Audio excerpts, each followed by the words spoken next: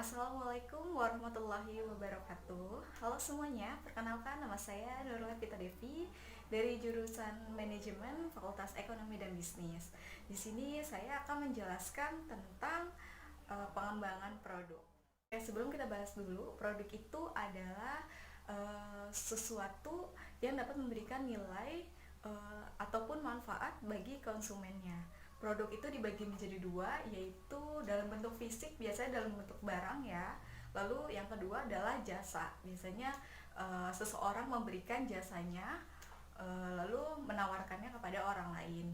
Contohnya itu seperti tukang cukur. Beberapa alasan mengapa seseorang membeli suatu produk, yaitu yang pertama adalah karena ciri khas produk atau jasa tersebut. Yang kedua adalah karena manfaatnya. Di era yang modern ini sudah banyak sekali produk yang diperjualbelikan, mulai dari bahan pangan, pakaian, dan juga lainnya. Karena itu kita perlu untuk melakukan pengembangan produk. Pengembangan produk itu sendiri juga adalah suatu cara mempertahankan kegiatan bisnis. Lalu apa saja sih tahap-tahap dari pengembangan produk? Yuk kita simak. Yang pertama adalah pengembangan gagasan. Di situ kita harus melakukan pencarian dari ide. Yang kedua adalah penyaringan dari gagasan itu sendiri. Yang ketiga adalah pengujian konsep. Di situ kita harus melakukan riset pasar.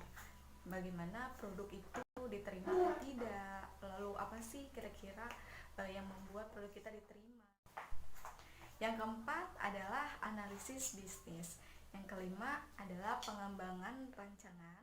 Enam ada pengujian produk atau uji pemasaran, di mana kita biasanya ngasih tester kepada konsumen dan melihat bagaimana sih tanggapan dari mereka tentang produk. Dan yang terakhir ada komersialisasi, di mana ketika kita sudah tahu atau riset semuanya itu sudah berhasil dan diterima oleh masyarakat, maka kita melakukan produksi secara menyeluruh. Lalu apa saja sih contoh dari pengembangan produk yang biasa ada di lingkungan sekitar kita? Contohnya yaitu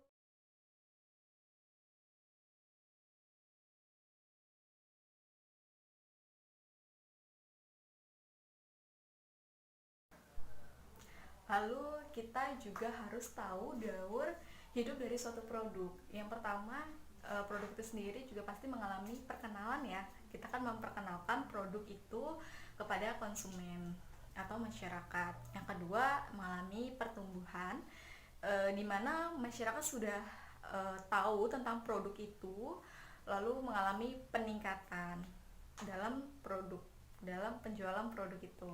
Lalu yang ketiga ada kedewasaan, di mana produk itu sendiri pemasarannya mengalami peningkatan yang cukup signifikan. Lalu perusahaan atau kita mencari cara agar tidak adanya penurunan secara drastis. Lalu yang terakhir adalah kejenuhan. Secara garis besarnya, pengembangan produk itu memiliki fungsi yang sangat penting ya bagi bisnis kita, terutama ketika kita menjual suatu produk, di mana pengembangan itu sendiri dapat membuat penjualan atau pemasaran kita stabil atau bahkan naik dan menjauhi angka dari penurunan.